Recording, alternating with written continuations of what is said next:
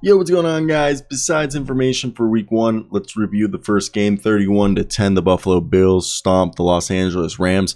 Josh Allen, yeah, he threw 2 interceptions and took a sack, but man, this guy did a great job throwing it to Gabe Davis for 47 yards, okay? And right now he's the MVP favorite, and he's off to a fiery start.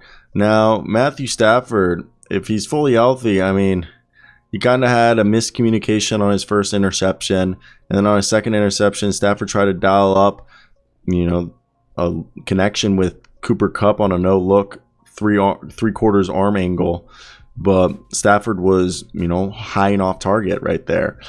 And if you guys had the Buffalo Bills defense tonight, you were doing well in fantasy. While Ken Dorsey continues or is impressing in his debut as the offensive coordinator, no Cam Akers. It was mainly Darrell Henderson for the Rams, but next gen stat of the night according to NFL.com was the Bills did not blitz on any of Matthew Stafford's passes Thursday night. The only 0 blitz games by defense in the next gen stats era was also by the Bills in a game against the Chiefs in 2020 and 2021. So let's get right into the video. Let me hear your thoughts down below.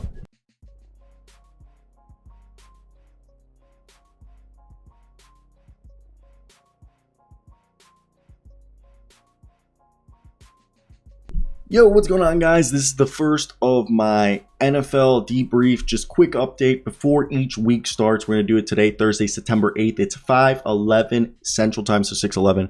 And these are the quick headlines that we're not going to talk as much, but you should know about. And hit that like and subscribe button. And let me hear some topics or videos you'd like to see. And let's get to it. Let's get to 1,000. So Titans lose Harold Landry to a torn ACL for the entire season. Bears president and CEO Ted Phillips to retire after 40 seasons. Matthew Stafford has no limitations in his elbow. Zach Wilson works out. It's possible he plays week 1. Mitch Trubisky, starting quarterback for the opener and voted Steelers captain. Dawson Knox gets an extension, and rejoining Bills has helped the healing process. As you guys know, the loss that he dealt with this summer. Pete Carroll excited about the Seahawks despite doubters. John Harbaugh, Lamar Jackson locked in amid contract talks. Jason Peters signing with Cowboys. Jaguars' James Robinson will play against Commanders. Bears release their plans for the stadium. Steelers to retire Franco Harris, number 32. And Tyler Lockett, says that fans should cheer Russell Westbrook in the return to Seattle. And Russell Wilson's MVP chase initiated issues with Seahawks. So Seahawks were interested in Patrick Mahomes in 17 and Josh in 18. Crazy to think about. So let's get right into it. So first news we're talking about, Zach Wilson to miss at least 3 games. Joe Flacco to start game 1. That's the official news that we're hearing right now. Okay? So let's get right into that topic and cue the Zach Wilson, Joe Flacco clips. So that was your week 1 preview of all the information you should know going into this week already. And check it. I think you guys need to understand that this is, it's going to be a bit crazy. I also, when you see this, either the intro is going to be what I just recorded, or I'm uploading this after the, the season opener, and who might just do a recap of the, the first game of the season. But we'll see. Let me hear your thoughts down below. What you guys want to see in the future.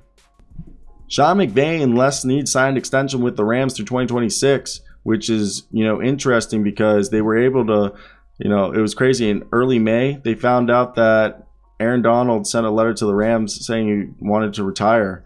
And the letter was supposedly never sent. Okay, it was supposedly the letter, which has been an unreported secret since it was sent, was on the athlete's first letter and addressed to NFL's Commissioner Roger Goodell. And then Donald informed the Rams that he was retiring effective May 9th.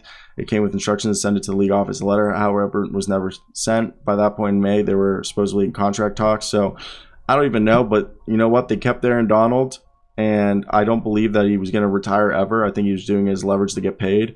And Sean McVay and Les Snead, deserve those extensions till 2026 because McVay has led the Rams to a 55-26 record in 5 seasons. Les Snead, since joining the Rams as a general manager in 2012, has led the franchise to 86-74 and 1 tie, and is now in his 10th season at the helm. So good for them. And also to wrap up this, Matthew Stafford underwent offseason elbow, the same thing that his boy Clayton Kershaw it had, and it was like a flex tendon PRP like injection in his right elbow, and he had a non-surgical procedure, and he has no limitations. And this is a quote from him, quote, "I feel good, I'm ready to go, no limitations, I feel great, I'm ready to go play, can always be better, can always try to feel like I'm 21 again. I'll keep trying, but no, I'm feeling really good, I can feel like I make every throw." Michael Thomas hasn't played in 2 years, or like literally 7 games over the last 2 seasons. Returned to the practice field this year, and you know what his goal is? To top his record-setting 2019 season. He had 149 catches, 1,725 yards, and 9 touchdowns 3 years ago. According to Kevin Patra, he's trying to top that. He wants to do better. I hope he does. Little quick one. Talks progressing between the Raiders and Darren Waller on an extension. Las Vegas Raider and Darren Waller, or Las Vegas Raiders and Darren Waller's team are progressing talks on a contract extension, according to league sources, and the goal remains for a deal to get done by Sunday when the Raiders open the season against the Los Angeles Chargers. Waller said he'll be playing with or without a new deal. Tight end has $6.75 million base salary and per game roster bonuses under his current contract. Shout out Mike Florio for this thing, and pay the man. He's like the 3rd best tight end in the NFL, arguably, because you would put up there, obviously, Travis Kelce, and then that's where, there's our man in San Francisco. I'm literally blanking on his goddamn name. Like George Kittle. And George Kittle, those are the top 2. You would say behind there, after Travis Kelce and George Kittle, it might be Darren Waller, right? Patrick Mahomes has a little thing for all those fantasy owners. Patrick Mahomes says the Kansas City Chiefs will feature a balanced approach at wide receiver this season. The Chiefs traded Tyreek Hill to the Miami Dolphins this offseason, as you guys know, and they filled the void with a number of players. While it could be, Kelce who gets a lot of the stuff, but he says he's going to be a different guy every week with Juju Smith-Schuster, Marquise Valdez-Scantling, Justin Watson, Sky Moore. There's still Mecole Hardman. So people are like, don't be surprised. Don't be surprised if our man, like Mecole Hardman, could go for at least 1,000. And there's rumblings that another guy along the name of, there's other guys that they could sign, okay? And it'll be interesting as all hell to see that plays out. So we know James Robinson, is going to play, but it's supposedly he's not going to be limited between the Jacksonville Jaguars and the Commanders. Robinson coming off that torn Achilles. Doug Peterson says the running back might even get a heavy load, depending on how he feels and the game develops.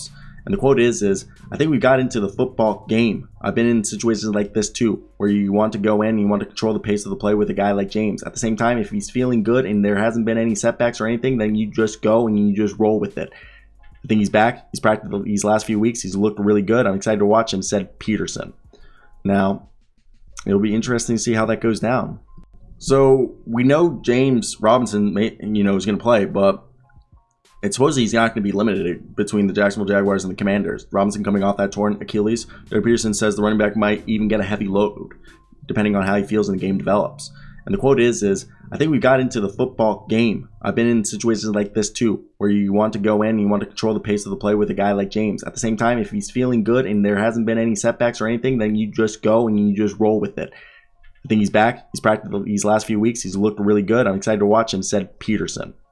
Now, it'll be interesting to see how that goes down. As you guys know, Lamar Jackson set Friday as the deadline to suspend talks on, his extension. And with that being said, they need to pay him. And what do you guys think they should pay him? Should it be like 100, in 90 guaranteed or 200 guaranteed? Or should it be fully guaranteed?